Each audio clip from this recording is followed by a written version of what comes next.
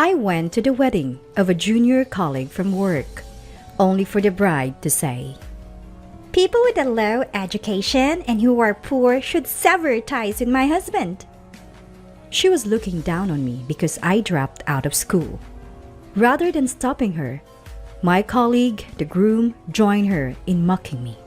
I decided then and there to cut them out of my life and reach out to someone. Get ready, because I'm going to make you regret ever judging people solely on their education.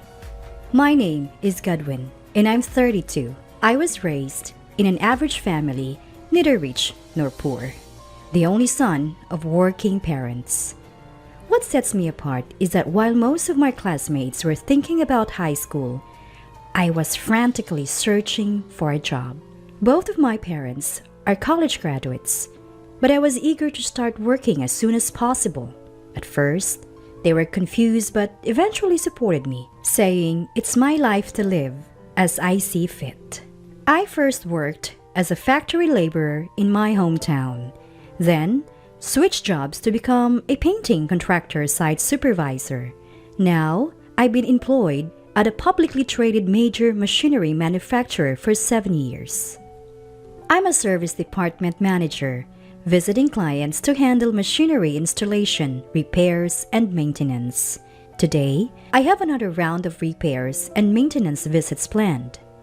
As I drive toward the freeway in the company car, my work cell phone rings. Seeing the displayed company name, my mood sinks a little. Not again. I pull over and call back immediately, only to find out it's another complaint from a client. I apologize. I'll be there right away, okay? I bow my head, apologetically, phone in hand, even though the person on the other end can't see me. Now, I have to rearrange my schedule to handle this complaint first. It's going to be a long day. After 7 p.m., I return to the branch office and find Theodore from my service department already back, chatting happily with a colleague from sales. I'm back. Good job. Noticing me, Theodore quickly heads back to his seat and starts working on his computer. Each branch office in various regions is staffed by a small team and overseen by an area manager. In this branch, it's just Theodore, who is 2 years younger than me, and myself in the service department. Hey, Theodore, got a minute? What is it? You could hear the irritation in his voice. Got a complaint from one of your clients this morning. I went and fixed it myself, but we're both going tomorrow to apologize. Why did you leave it unattended for 2 days? I had plans both days. The CEO over there is always bossing me around. Maybe they should rethink how they treat me. As usual, all that comes out of Theodore's mouth are excuses and complaints about the client. I'm reporting this to the area manager. I had to step in and fix a client's issue, of course. I have to report it. Yet, Theodore, without any remorse, snorts and says, "So you're ratting on me again, just because you're jealous of my education. You exaggerated things in your reports." He thinks I, a college dropout, I'm jealous of him, a graduate from a prestigious university. Theodore used to be this polite, humble, and adorable junior. But the moment he found out I was a dropout, his attitude changed entirely. I wouldn't mind if he did his job correctly, but there are too many complaints from his clients, and it's a headache. The next day, we both go to the client to apologize. "What are you doing here now? Your job is to fix this." The president of the client company is aggressive with his words, but it's not uncommon for people in industrial settings. I'm used to it, but Theodore, with no field experience, stands there saying nothing. After calming the angry client and discussing future improvements, Theodore finally mutters a soft, "I'm sorry." I thought he'd be feeling down on the ride back, but I was wrong. Why are field workers so uncivilized? Instead of showing any remorse, Theodore was back to bashing the client. That CEO pretty much advertises his lack of education with the way he talks. It was embarrassing to witness. Who made the client that angry? Maybe you should reflect on your work. My words fall on deaf ears. You're just out of touch because you've worked in those environments. Even so, if you're going to be in this line of work, you have to get used to it. Theodore laughs mockingly. What are you talking about? I only took this job to gain some mechanical knowledge. I don't plan on sticking around. Typically, people like Theodore would spend 2 years in service, then move to sales. But he's been here for 3 years. Nobody's going to move a guy with so many complaints to a sales position. He genuinely believes the bad reports are all because of me being jealous. If that's the case, all the more reason to get good at your service job. Show some sincerity to the client. Sincerity? When his attitude is that bad? There's no sincerity to talk about. Maybe it wouldn't bother me if he was on the same level as me, professionally speaking. I couldn't bring myself to say another word to Theodore. One day, I was on a business trip to set up some machinery. The test run didn't go as planned due to some glitches, so I had to stay overnight to fix it the next day.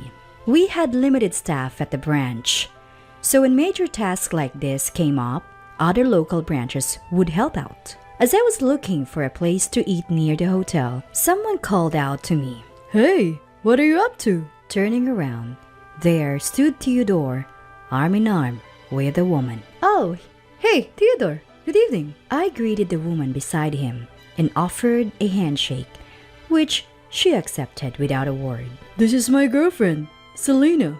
She's from around here. I felt like I had seen her somewhere before, but I didn't dwell on it. Theodore invited me to dinner and I accepted. After ordering, Theodore started to gloat. Actually, we just got engaged. She graduated from the same college as me, and her family is quite wealthy locally, and definitely on a fast track to success. That explained the dinner invitation. He wanted to show off his fiancée. As for Selena, she barely acknowledged me, not making eye contact and offering only occasional nods to Theodore. Dinner ended with Theodore dominating the conversation. When it was time to go, he excused himself to go to the restroom. Left alone with Selena, she broke the silence. I've heard quite a bit about you from Theodore. Her eyes locked onto mine as she spoke with a certain coldness. I could tell Theodore had been bad-mouthing me. You think your managerial role is a big deal? Just because you've been at the company a few years longer? Could you please stop blocking Theodore's career? Certainly, the position of manager is something anyone can achieve through years of service and performance evaluations. And our direct boss is the area manager. For Theodore, I'm just a senior colleague, which isn't incorrect. Deciding it was futile to argue, I let it go. Theodore soon returned and wouldn't make eye contact, pretending like nothing happened. As I was leaving, I asked him about work for tomorrow, and he said he'd be helping out at this branch. Something felt off, but I didn't say anything because she was there. The next day, I went to troubleshoot a test run as planned, but Theodore never showed up. I felt uneasy, so I discreetly consulted the area manager and had him look into Theodore's business trip application. Turns out, on the day I met Theodore and his girlfriend, they were supposed to be on a business trip that involved an overnight stay. This was a clear false claim. The area manager asked to handle the rest, so I left it to them. Sometime later, the date for Theodore and his girlfriend's wedding was set. I wasn't invited and felt relieved. But a week before the ceremony, the area manager asked me to attend in their place. They were supposed to give the main speech but couldn't make it, so they asked me to do it. I initially declined, but accepted when they said they had showed up later. On the wedding day, I arrived early and bumped into Theodore and his girlfriend on my way to the waiting room. They looked surprised to see me. You know, my elite friends and I all have degrees from prestigious universities and work in top-tier companies. I didn't think you, a dropout, would fit in, so we didn't invite you. Theodore scoffed. I was asked to speak on behalf of the area manager who will be late. Once they arrive, I leave, I replied. The color drained from their faces. Are you trying to embarrass me by having a dropout give a speech? If the area manager can't make it, there's no need for a speech. Leave now, Theodore commanded. Cut ties with my husband. You, uneducated pauper. His girlfriend chimed in. They laughed haughtily and walked into the waiting room, leaving me stunned. A new emotion welled up and my whole body started trembling. If they want to sever ties, then so be it. I stayed under the radar and waited for my turn to speak. Finally, it was my turn. I took a deep breath and stepped up to the mic. Though Theodore and his girlfriend glared, urging me to leave, I started my speech unfazed. Congratulations on your wedding. If you thought I'd stick to usual pleasantries, you're mistaken. Theodore isn't exactly commendable in his job, but this is a celebratory occasion, so I must use only the highest praises. Top tier graduate, Theodore. You are exceptional in accumulating customer complaints at work. Your unrepentant and arrogant behavior, always blaming our clients, really showcases your thick skin. I'm always impressed. Stop it now! She stands up beside a flustered Theodore and shouts, overtaken by rage. You're supposed to cut ties with Theodore. Quit bullying him. The room starts buzzing, but I continue my speech unfazed. Our Ivy League grad Theodore is quite the trickster. He's been lying about business trips to go hang out with her and claiming expenses for it. That's pretty bold and clear embezzlement. Hey, cut it out! You're making this up! Theodore shouts red-faced and starts coming towards me. She also stands up and screams. What's your evidence for all of this? Are you insane? The room descends into chaos, prompting the MC to nervously ask me to stop. I thought, maybe this is as far as it goes. At that moment, the door swings open with a bang. The ones who entered the now silent room were the area manager and the president of the client company. She goes pale when she sees the president heading straight for the bride and groom's table. So, you're lying about wanting to quit your job to marry me was a lie? Turns out, she had been working as a hostess at the club. I recognize her because I was once told at the club that she was the one I was supposed to marry. I had contacted the area manager to bring the president after realizing her true identity in her dressed-up appearance. I lent you money to quit your job and pay off your debt. Then you disappeared and planned to marry someone else? That is... She couldn't come up with any excuses when faced with the calm president. Even Theodore didn't know about her working in the hostess club. He storms back to her and confronts her. What is going on? She snaps back. You act all elite, but you are a no-good criminal. Even worse than a dropout. That dropout's just jealous of me. It's all lies. The area manager quietly stands in front of the shouting Theodore. We have evidence of your actions, and we'll be reporting them to headquarters.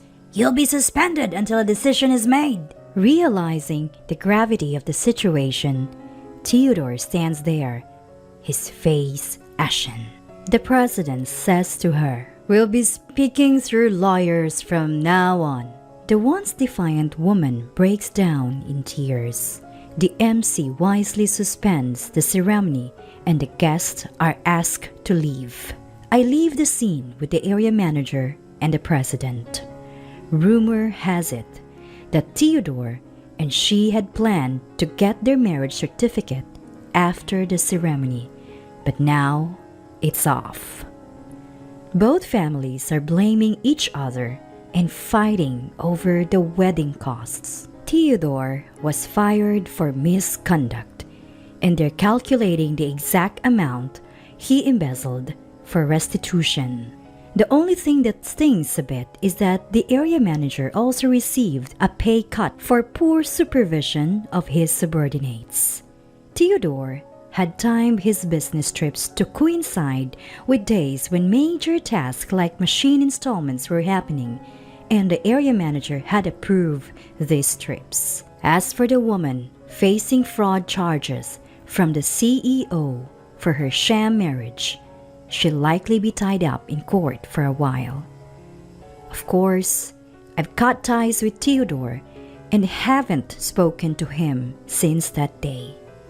As for me, I'm just going to continue living my life with my head held high.